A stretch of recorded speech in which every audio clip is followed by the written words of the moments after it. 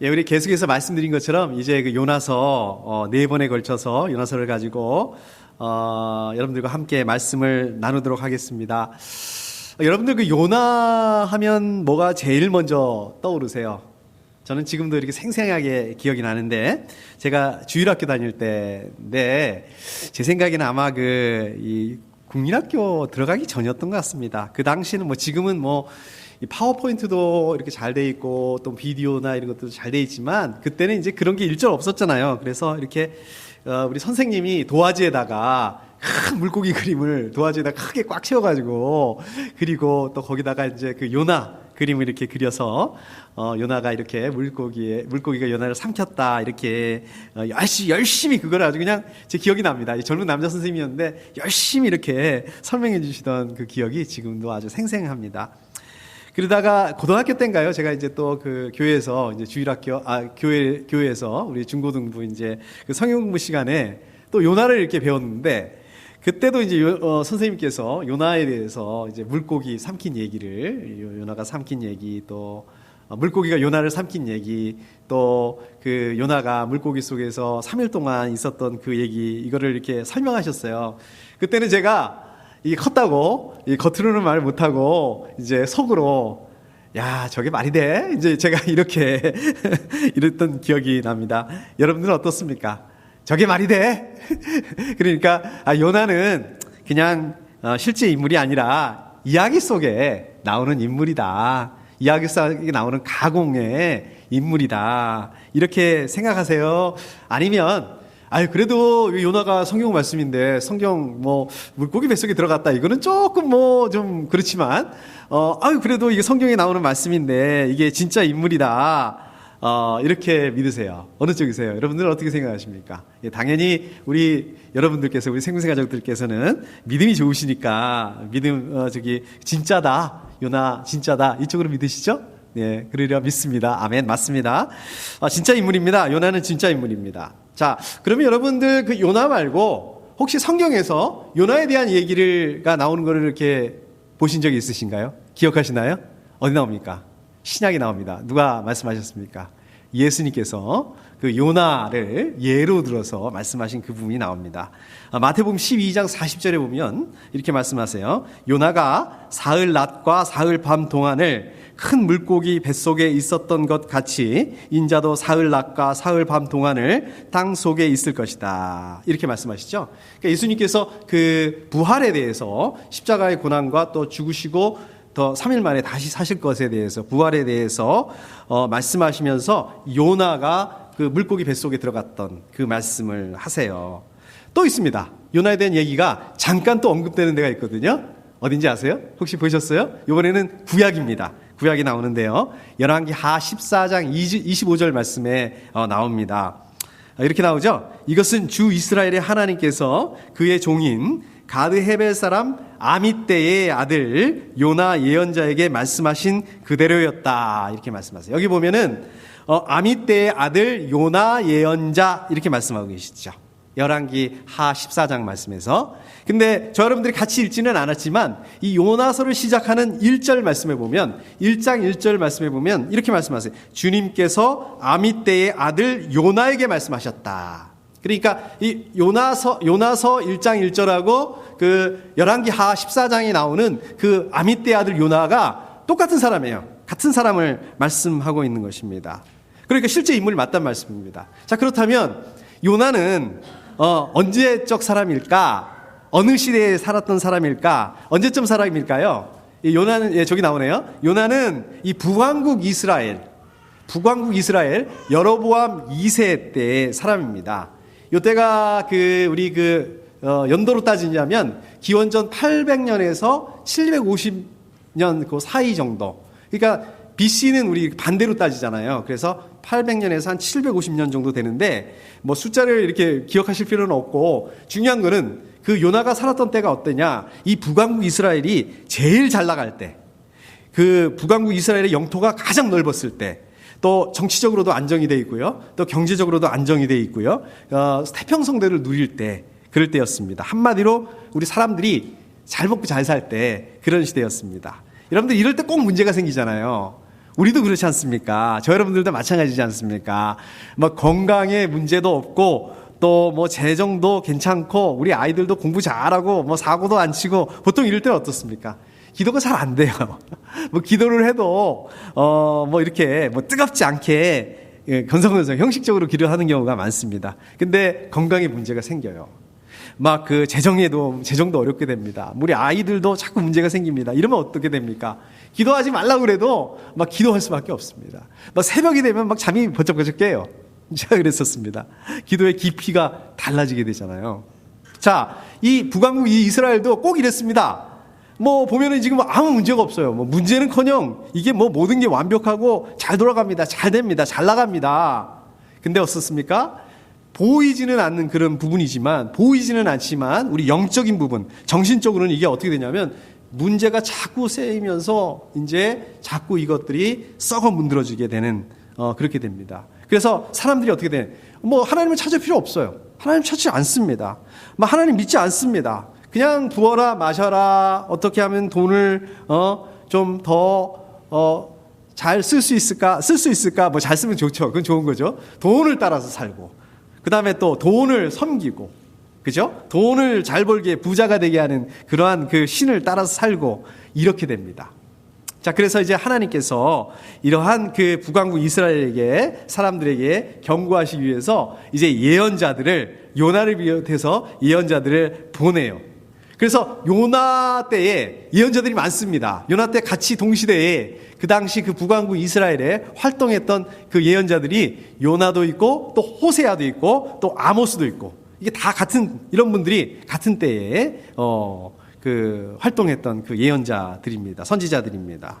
자, 그럼에도 불구하고 이 사람들이 하나님의 말씀에 귀를 기울이지가 않습니다. 그래서 어떻게 될까요? 북왕국 이스라엘은 어떻게 될까요? 결국 그러다가 망합니다. 남왕국 유다 왕국도 망하잖아요. 망하기는 마찬가지지만 그래도 남왕국 유다는 포로로 끌려가고 또 포로에서 다시 돌아오기라도 하고 이러는데 북왕국 이스라엘은 완전히 망해버려요. 완전히 역사 속에서 없어져 버립니다. 그게 언제인지 아세요? 북왕국이 언제 망하는지 아세요? BC 722년. 뭐 조금 1, 2년 왔다 갔다 하는데 722년. 그러니까 아까 제가 그랬잖아요. 북왕국이 잘 나갈 때가 언제라고 그랬습니까? 750년. 야, 불과 30년이 안 된 사이에.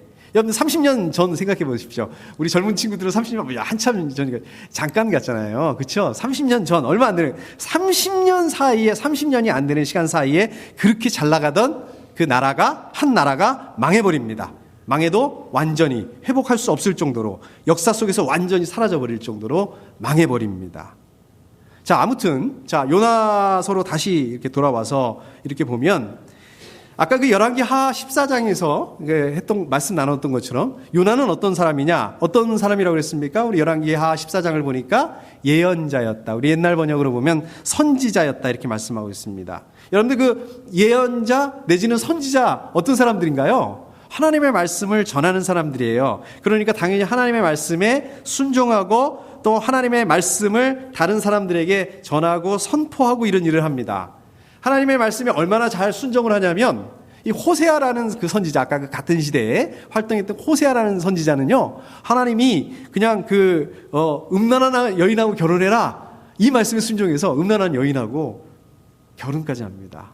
우리 잘 아시는 그 에스겔은 어떻습니까?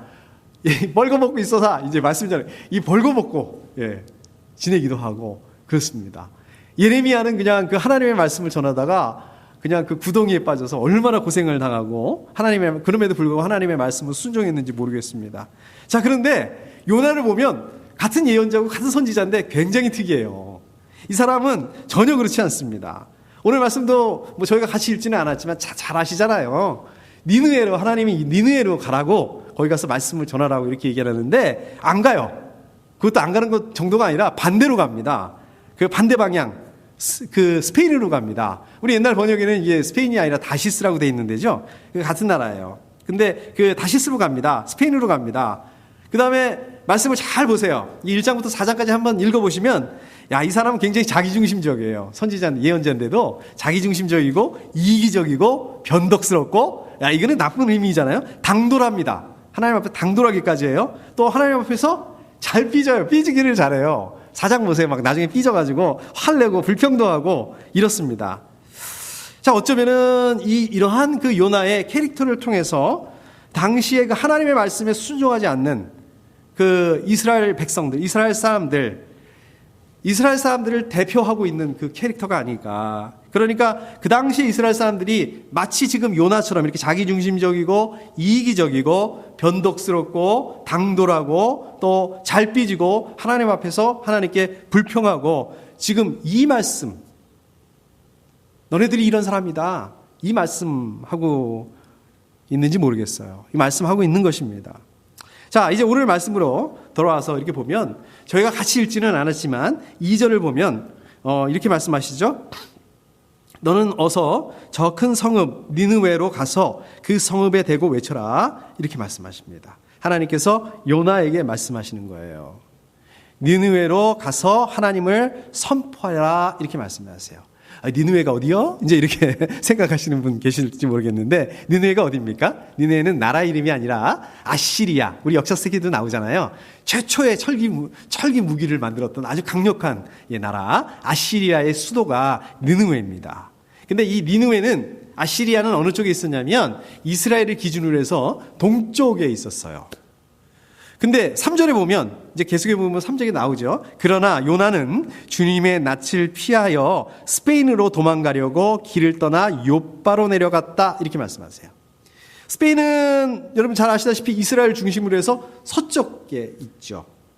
그래서 오늘 성경 공부 시간에도 우리 임 목사님 말씀하셨지만 그 당시 사람들은요, 이 스페인이 땅끝이다, 세상의 끝이다 이렇게 생각을 했습니다. 더 이상 그는 땅이 없다 이렇게 생각을 했어요. 이제 지구가 둥글다고 생각을 하지 않았기 때문에 그 당시에는.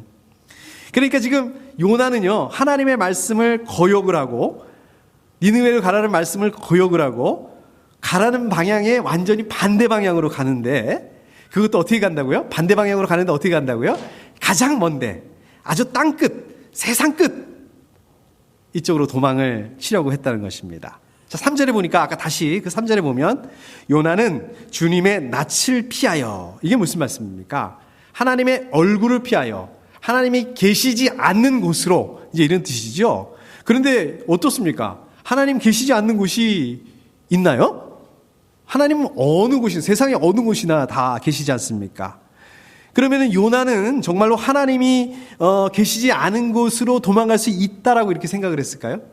정말 요나 자기 자신은 하나님을 피해서 정말 하나님이 안 계신 그곳으로 도망갈 수 있다고 생각을 해서 그렇게 했을까요? 요나는 하나님이 온 세상 어느 곳이나 계시다는 이것을 몰랐기 때문에 이렇게 생각하고 이렇게 했던 걸까요? 아니죠. 요나가 아까 그랬잖아요. 예언자인데, 그래도 선지자인데 하나님에 대해서 얼마나 잘 알았겠습니까? 그런데 왜 이렇게 했을까요?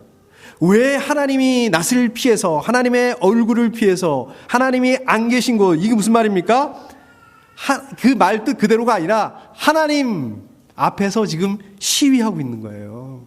버티고 있는 거예요. 무슨 얘기입니까? 난 못합니다. 난 니느웨로 못 갑니다. 나는 그렇게는 못하겠습니다. 난 못해요. 이렇게 얘기하고 있는 겁니다. 요나가 하나님 앞에서 불순종하고, 요나가 하나님의 말씀에 불순종하고 보라는 듯이, 보세요, 나는 안 합니다. 반대로, 정반대로 철저하게 반대되는 행동을 지금 하고 있는 것을 고집 부리고 있는 거예요. 지금 고집 부리고 있는 거를 지금 이거를 말씀하고 있습니다. 자, 그 다음에 보면 욥바로 내려갔다. 3절에 욥바로 내려갔다 이렇게 말씀하세요. 여러분들 그 욥바 기억나시죠? 욥바가 어디에 나옵니까? 우리 신약 성경에도 나오는데 사도행전 10장에 보면 나오죠? 여기서 어떤 일이 일어납니까? 그 베드로가 금식하며 기도하는데 비몽사몽간에 환상을 본 곳이 바로 욥바죠. 그리고 그 고넬료 하인들이 베드로를 데리러 온 곳이 욥바입니다. 그 욥바라는 곳에서 요나가 스페인으로 가는 배를 탑니다. 그 욥바가요, 실제로 지금은 그 텔아비브라는 그 도시 남쪽에 있는 그 항구 도시입니다.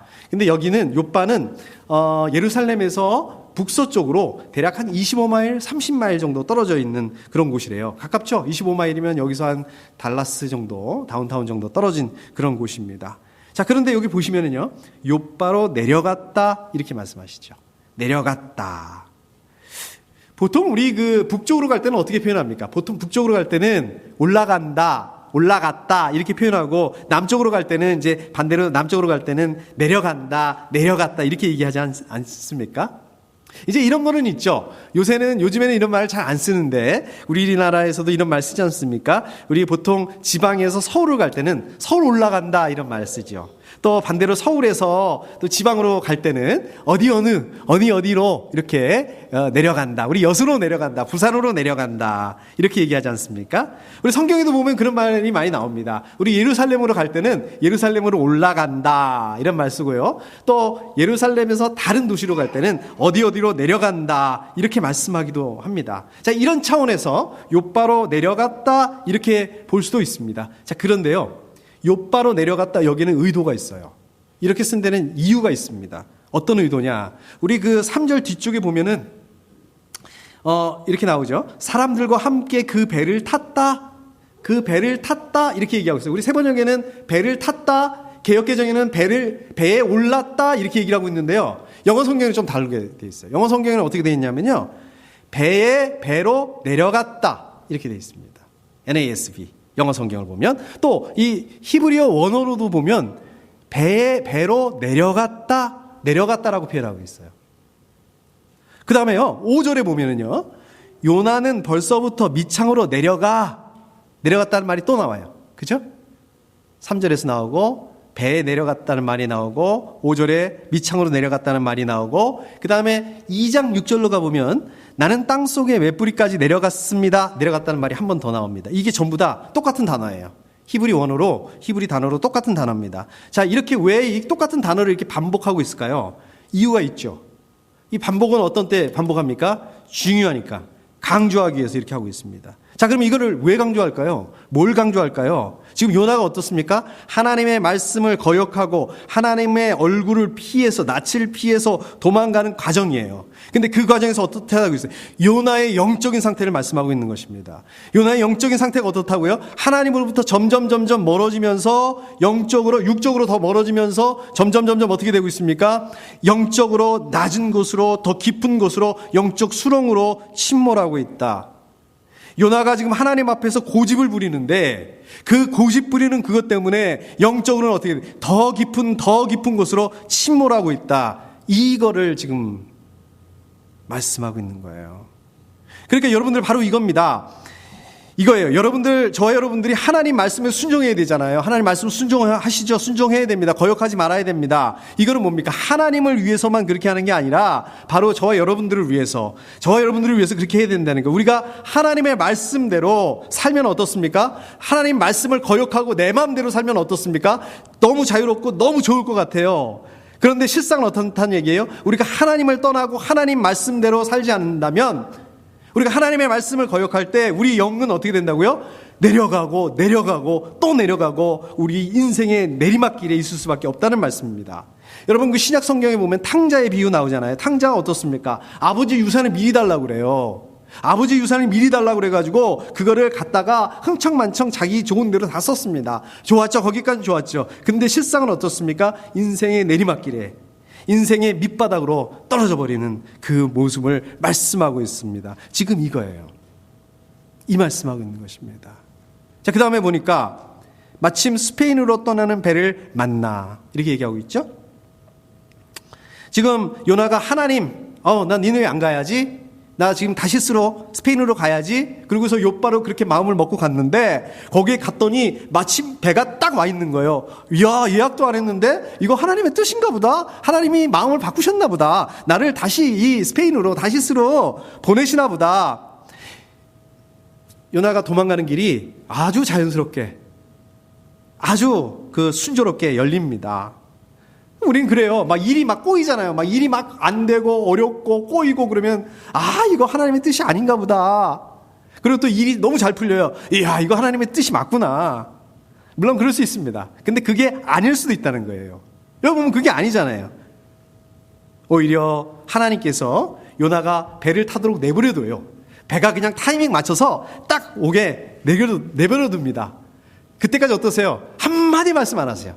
잠잠하게 보고 계십니다. 요나가 잘했기 때문에? 아니에요. 요나가 잘하지 않았지만, 말씀을 거역하고 있지만 그냥 내비둡니다. 이게 더 무서운 일이에요. 차라리 하나님께서 요나를 야단치셔가지고 니느웨로 아예 가지 못하게 하셨거나, 아니면 차라리 욥바로 못 가게 하셨거나, 요나가 욥바로 갔다 하더라도 막 배를 탈 수 없게, 막 그냥 풍랑이 그때 막 불고 배가 뜰 수 없게, 막 이렇게 요나가 일이 막 이렇게 꼬이게 해가지고 이렇게 했다면 어떻겠습니까? 요나가 바다에 빠진 일이 있었을까요? 요나가 그 물고기 뱃속에까지 빠지는, 헤어날 수 없는 그 어려움에 빠질 때가 있을 수 있을까요? 아니었을 것 같아요. 저 여러분들도 마찬가지입니다. 이런 거 있거든요. 막 처음에는 이거 죄 짓는 건데, 이거 하나님 말씀 어기는 건데, 이렇게 하면 안 되는데 양심의 가책을 느껴요. 근데 한 번 하고 두 번 하고 아무 일도 안 일어나요. 괜찮아요. 그럴 때 어떻게 됩니까? 이게 계속하게 된단 말입니다. 차라리 우리가 한 번, 두 번 이렇게 됐을 때 그냥 망신당하고, 이게 들켜가지고 들통이 나가지고 망신당하고 창피당하고 그러면 좋았을 텐데, 이게 하나님이 내비두시니까 괜찮은 줄 알고 그냥 넘어갈 수 있는 줄 알고 계속 가다가 어떻게 됩니까? 더 이상 내 힘으로 감당할 수 없는, 그렇게까지 빠지게 된다는 말씀입니다. 하나님께서 요나를 완전히 헤어날 수 없는 그 공경에 빠질 때까지 그대로 놔두세요. 그 다음에 요나가 불순종의 그 절망의 나락에서 자기의 잘못, 자기의 그 죄를 철저히 깨닫을 때까지 철저히 회개할 수 있도록 그대로 놔두십니다. 그냥 놔두시는 거지, 이게 아무 일 없어서 괜찮기 때문에 놔두는 게 아니라는 말씀이에요. 지난번에 제가 그 말씀드린 적 있죠? 제 그 아는 집사님 중에서 요나를 좋아하시는 분이 있어요. 요나를 좋아하는 이유가 바로 이것 때문이라는 겁니다. 요나는 다른 사람하고 다르다는 거예요. 요나는 다른 사람하고 달라요. 완전히 달라요. 감히 하나님 앞에서 당돌하게 할 말 다 하고, 자기가 하고 싶은 얘기 다 하고, 요즘 말로 사이다라는 거예요. 시원하다는 거예요. 근데 그 결과를 보세요. 하나님 말씀 순종하지 않고 하나님 말씀에 뻗대고 고집부리고 반대로 가라는데 그쪽으로 안 가고 반대로 갔을 때 멋있는지 모르겠어요. 멋있게 보일지 모르겠어요. 시원해 보이는지 모르겠어요. 사이다? 모르겠어요. 근데 보세요. 보이지 않는 그 요나의 영적인 부분은 어떻게 되고 있습니까? 내려가고 또 내려가고, 나중에는 얼마나 비참하게 되는지, 나중에는 얼마나 비참한 자리까지 떨어지게 되는지. 요나는 나중에 바다 깊은 곳으로, 또 깊은 수월로 떨어지는 그런 비극적인 그러한 신세가 되고 맙니다. 자, 지금까지는 하나님께서 놔두세요, 하나님 그 말씀을 무시하고 니느웨가 아니라 다시스로 가겠다고 하는, 스페인으로 가겠다고 하는 그 요나의 그 계획대로 됩니다. 모든 게 완벽하게 됩니다. 갔더니 딱 배가 와 있고, 그래서 그 배를 탔어요. 돈을 치르고 탔습니다. 근데 4절에 보니까 이제 하나님께서 그냥 내버려 두시지 않으세요. 더 이상 그냥 내버려 두지 않으세요. 4절에 보니까 주님께서 바다 위로 큰 바람을 보내시니 바다에 태풍이 일어나서 배가 거의 부서지게 되었다. 이게 지금 그 엄청난 바람을 만난 겁니다. 요런 말씀이 나오는 데가 있죠. 우리 사도행전 27장에 보면 바울이 그 배를 타고 가는데 유라굴로라는 그 폭풍을 만나잖아요. 지금 그때 그래가지고 배가 완전히 부서지지 않습니까? 완전히 난파가 되지 않습니까? 아마 지금 요나가 만난 그 바람도 마찬가지로 지금 바울이 만났던 그 유라굴로 폭풍 그런 것 같아요. 그래서 배가 그냥 부서지기 일보 직전, 난파되기 일보 직전까지 된 것 같습니다. 자, 5절에 보니까 뱃사람들이 막 폭풍 때문에 뭐 배를 더 이상 어떻게 컨트롤할 수 없는 그런 상황까지 갑니다. 저도 이런 적이 있었습니다. 저는 배가 아니고요. 제가 한 10년 전쯤 됐는데 제가 일 때문에 그 캔자스에 간 적이 있었습니다. 그때 겨울이었는데요. 그때 제가 오클라호마 살 때였었는데 이 새벽 일찍 출발했는데 처음에 이렇게 오클라호마 시리에서는 비가 오고 있었어요. 새벽같이 출발했는데 비가 오는데 이게 캔자스로 북쪽으로 자꾸 가니까 이게 눈으로 바뀌는 거예요. 근데 이게 뭐 하이웨이에서 눈이 막 이렇게 오니까 제가 이렇게 조심조심 이렇게 운전을 했습니다. 근데 결국 가다가 미끄러졌습니다. 미끄러지는데 그 왜 하이웨이 이렇게 중간에 왜 도심 구간에는 이렇게 그 뭐라 그러나요? 이렇게 중앙분리대가 있는데 시골 쪽으로 가면 중앙분리대가 없고 이렇게 잔디가 있잖아요. 제가 그 아래로 떨어진 거예요. 이게 차가 미끄러져서 그쪽으로 떨어졌습니다. 저도 내려갔어요. 저도 요나처럼 이렇게 내려갔습니다. 내려갔는데 이게 다행히 보통은 이렇게 아주 굉장히 경사가 급해가지고 그런 데로 떨어졌으면 아마 차가 전복이 됐거나 제가 죽었거나 이렇게 됐을 텐데 그 부분은 이렇게 잔디밭이 완만한 그런 부분이었습니다. 그래서 차가 전복이 되지는 않았어요. 근데 차가 굴러는 가는데 이 컨트롤이 안 되는 거예요. 운전대 이게 핸들이 말을 안 듣고요. 속도가 안 줄어요. 뭐 차가 지가 마음대로 그냥 이렇게 아웃 오브 컨트롤 이렇게 해서 가는데 진짜 딴 생각 안 들더라고요. 이제 진짜 죽었구나. 이제 진짜 천국 가는 거구나. 이제 하나님한테 가는 거구나. 이 생각밖에 없었습니다. 근데 정말 은혜로 이 차가 막 이렇게 돌아가다가 어떻게 다시 또 이렇게 하이웨이로 올라갔어요. 정말 그 짧은 순간이었는데 정말 두렵고 무서웠습니다. 제가 이 사람들의 마음을 이해할 것 같아요. 지금 이 사람들이 그런 상황 가운데 있는 겁니다. 더 이상 배를 조종할 수 없는 그 아웃 오브 컨트롤 그런 상태.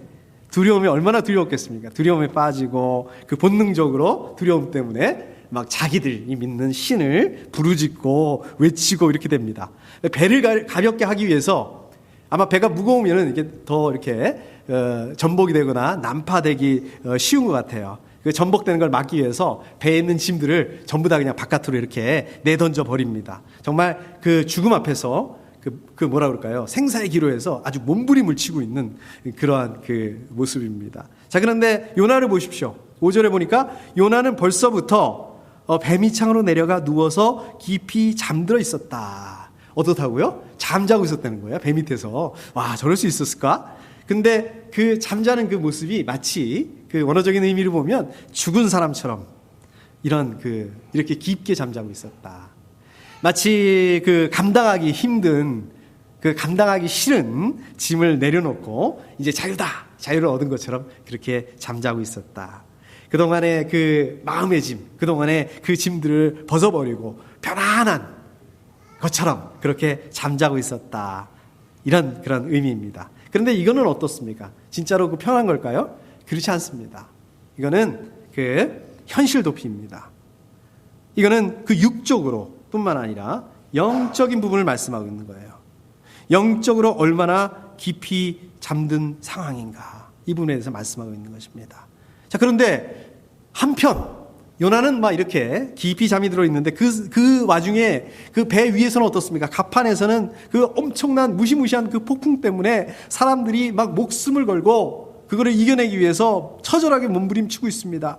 자기들 입장에서는 어떻게 해서든 배를 좀 이렇게 전복 안 되게 하기 위해서 막 바깥으로 버리기도 하고 신을 찾기도 하고 그런데 그럼에도 불구하고 그런 노력들이 다 필요가 없습니다. 잘 보시면은요. 이게 잘 보시면 그림이 이렇게 그려지지 않습니까? 어떻습니까? 배 위에서는 어마어마한 폭풍을 만났어요. 그리고 또 그 사람들은 이걸 어떻게든 살아보려고 몸부림을 칩니다. 근데 그런 상황 가운데 아랑곳 없고 배 밑에서는 영적으로 잠들어 있는 요나의 모습. 이것이 어떤 모습입니까? 세상의 모습이에요. 사람들은 어려움과 환난을 만났을 때 어떻습니까? 그거를 이겨내기 위해서 막 부르짖고 또 내 힘으로 어떻게 해보려고 그렇습니다. 자기들이 노력을 하고 자기들의 신을 찾고 그렇습니다. 근데 이게 해결이 되나요? 해결이 안 되죠. 자, 여러분들을 포함해서 우리 그리스도인들은 어떻습니까? 요나처럼 영적으로 잠들어 있다면 우리도 요나처럼 하나님께 거역하고 하나님 말씀에 순종하는 그런 삶을 살아내지 못한다면 우리 안에 그 거룩함을 잃어버린다면 우리가 하나님을 믿는다고 하지만 하나님 믿지 않는 사람하고 똑같아요. 똑같이 행동합니다. 똑같은 소망을 가지고 있어요. 똑같은 목표를 가지고 있어요. 똑같은 생각을 해요. 똑같은 삶을 삽니다. 그렇다면 우리는 요나처럼 영적인 잠에 빠져 있다는 겁니다. 영적인 잠에서 깨어나지 못하고 있다는 얘기입니다. 이 세상이라는 배가 자초할 수밖에 없는 것입니다.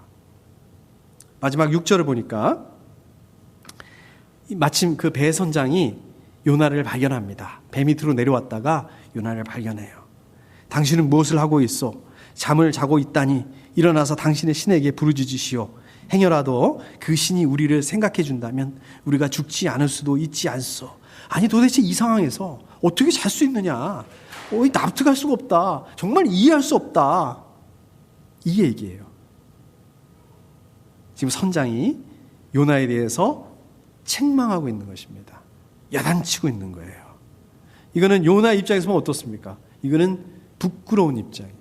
수치스러운 거예요. 자, 지금 이 상황이 어떤 상황이에요? 잠을 잘 수 없는 상황이죠. 누구든지 잠을 안 자야 되는 게 맞는 상황이에요. 더더군다나 요나는 누굽니까? 하나님을 신뢰하고 또 누구보다도 영적으로 예민한 사람이어야 돼요. 현실을 직시하고 어려움을 당하고 있는 사람들을 돌볼 수 있어야 되고 영적으로 잠들어 있는 사람들을 깨워야 하는 예언자예요. 선지자였습니다. 자기 호칭은 예언자였고 호칭은 선지자였는데 지금 보세요. 오히려 하나님을 알지 못하는, 하나님을 믿지 않는 그 이방 선장한테 거꾸로 그런 얘기를 듣고 있어요. 야, 이 사람아 기도해야지. 지금 뭐 하고 있는 거야? 이거는 무슨 얘기입니까? 요나가 영적으로 얼마나 무감각한가, 영적으로 얼마나 심각한 상황인가.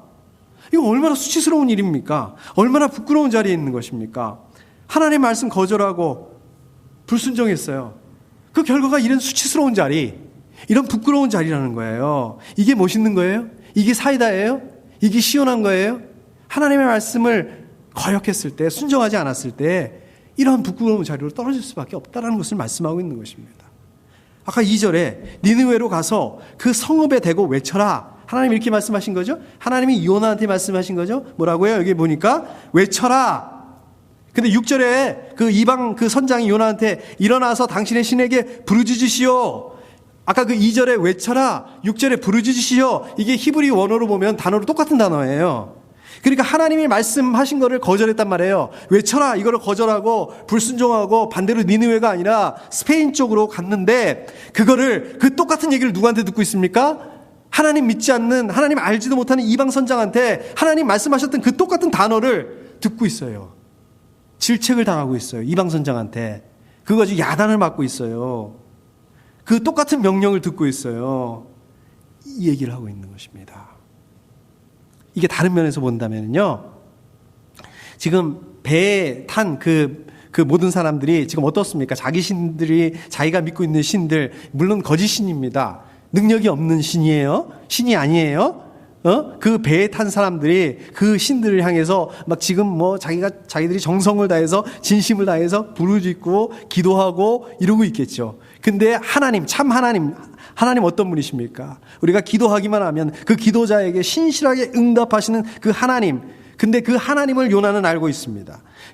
그 하나님을 믿고 있습니다. 그 하나님께서 세우셨어요. 그러한 요나가 지금 기도해야 되는데 기도하지 않고 깊은 잠에 빠져 있다는 얘기예요.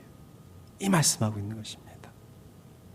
결국 하나님의 예언자 요나는요, 이 이방 선장에게 일어나서 당신의 신에게 부르짖으시오 이런 말을 듣고 있단 말이에요. 너도 지금 영적인 잠에서 좀 그만 깨어서 일어나서 기도해야 되지 않겠느냐, 이 말을 누구한테 듣느냐? 이방인 선장한테 듣고 있다는 말씀입니다.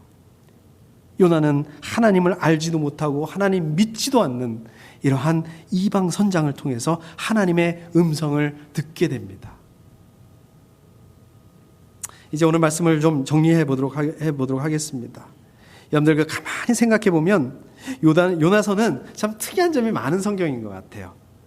그 중에 하나가 정말 그 특이한 점이 많은데 그 중에 하나가 하나님께서 요나에게 이 니느웨라는 그 이방 지역에 가서, 이방 도시에 가서 하나님의 말씀을 선포하라고, 전하라고 이렇게 말씀하세요. 신약에는 물론 이런 부분들이 많이 나옵니다. 그러나 구약에서는 굉장히 특이한 그런 부분입니다. 그 다음에 아까도 말씀드린 것처럼 요나의 캐릭터예요. 요나의 캐릭터를 보면은 독특한 부분이 많아요. 이거는 예언자인데, 선지자인데, 하나님의 말씀을, 다른 사람들이 하나님의 말씀을 거역하는 사람들한테 하나님의 말씀을 순종해야 된다, 들어야 된다, 이렇게 얘기해야 되는데, 이거는 지가 거역을 해, 하나님의 말씀을. 자기가 하고 싶은 대로 자기가 해요. 완전히 자기중심적입니다. 완전히 이기적이에요.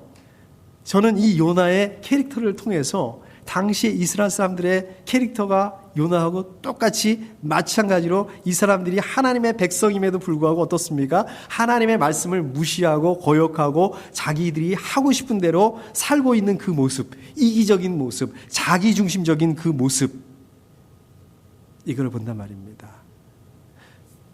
겉으로 보이는 그 나라는 어떻다고요? 부강한 나라예요. 잘 나가는 나라입니다. 어느 때보다도 넓은 영토를 가지고 있어요. 막 식민지까지도 가지고 있습니다. 거느리고 있습니다. 정치적으로 안정이 되어 있죠. 경제적으로 잘 먹고 잘 사는 그런 상황이었습니다. 그러나 이 사람들의 그 영적인 모습을 보면 어떻다고요? 영적인 내리막길에 있었다. 지금 이 말씀을 하고 있는 것입니다. 영적으로 타락해 있었다. 영적으로 잠들어 있었다. 이거는 이방 선장을 통해서 하나님의 말씀을 들어야 되는 그 지경이 일어났다. 누가요? 요나뿐만 아니라 이 북왕국 이스라엘이 그렇던 상황이라는 말씀입니다. 2절에 보면 하나님께서 요나에게 니느웨 사람들의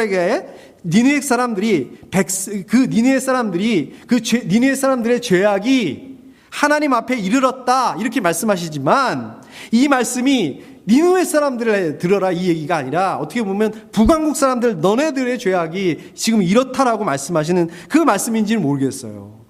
너네들이 지금 영적인 잠에서 그런 깨어야 된다. 영적인 죄악에서 돌이켜야 된다. 그런 말씀을 하고 있는지 모르겠어요. 3장에 보니까 나중에 3장에 여기 그 3장에 뒤에서요. 3절 말고 3장에서 그 니느웨 가죠. 그 요나가 니느웨 가죠. 니느웨 가서 하나님 말씀을 전하는데 대충 전해요. 어쩔 수 없이 대충 전합니다. 근데 대충 전함에도 불구하고 어떻습니까? 니느웨 사람들이 다 하나님의 말씀을 받아들인단 말이에요. 받아들이고 회개한단 말입니다. 이 말씀 무슨 말씀이에요? 야, 너네들이 개만도 못하게 생각하는 그 이방인들도 하나님 말씀 이렇게 듣고 돌이키는데 너네들 하나님의 백성이야. 너희들 이스라엘 사람들이야. 돌이켜야 되는 거 아니냐. 그게 당연한 거 아니냐. 요나서는 지금 이 메시지를 가지고 있다는 말씀입니다. 그러면 오늘 말씀을 통해서 하나님께서 저와 여러분들에게 하시는 말씀은 무슨 말씀일까요? 오늘 말씀을 통해서 우리 생명생교회에게 하시는 말씀 어떤 말씀일까요? 우리도 어떻습니까? 요나 또 북왕국 이스라엘 사람들처럼 우리도 어떻습니까? 목사에, 집사에, 내가 신앙생활한 지 몇십 년에 하나님의 자녀에, 하나님의 교회에 타이틀이 있습니다. 겉으로는 아무 문제 없습니다. 너무 잘 나가는 것처럼 좋은 것처럼 보입니다. 근데 영적으로는 어떻다고요? 우리도 내리막길에 있을 수 있다는 얘기예요.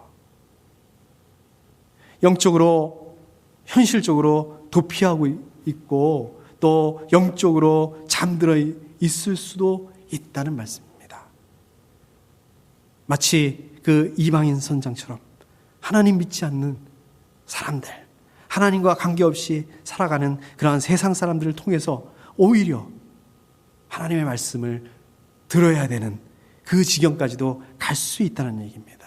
우리가 영적으로 깨있지 않다면, 우리가 영적으로 잠들어 있다면, 그렇기 때문에 우리 영적으로 깨 있어야 되고 하나님 앞에 돌이킬 수 있어야 된다는 얘기입니다. 우리가 어떻게 하면 영적으로 깨 있을 수 있을까요? 우리가 어떻게 하면 돌이킬 수 있을 수 있을까요? 하나님의 자녀로서 거룩함을 회복해야 됩니다. 거룩함을 회복하기 위해서 이제부터는 세상을 떠나야겠구나. 네, 아닙니다. 우리는 오히려 세상으로 들어가야 됩니다. 세상으로 들어가서 거룩한 삶, 구별된 삶, 이걸 감당할 수 있어야 됩니다. 그냥 남들처럼 똑같이 살고 똑같은 목표를 가지고 남들처럼 좀 편안하게 살자.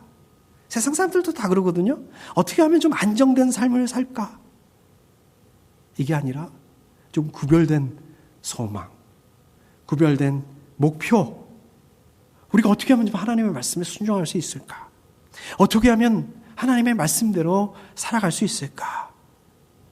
이게 거룩한 삶입니다. 이게 구별된 삶입니다. 이러한 거룩함을 회복할 수 있어야 된다는 얘기예요. 이러한 거룩함을 회복할 수 있는 저와 여러분들 될 수 있기를 축복합니다. 우리 함께 기도하겠습니다.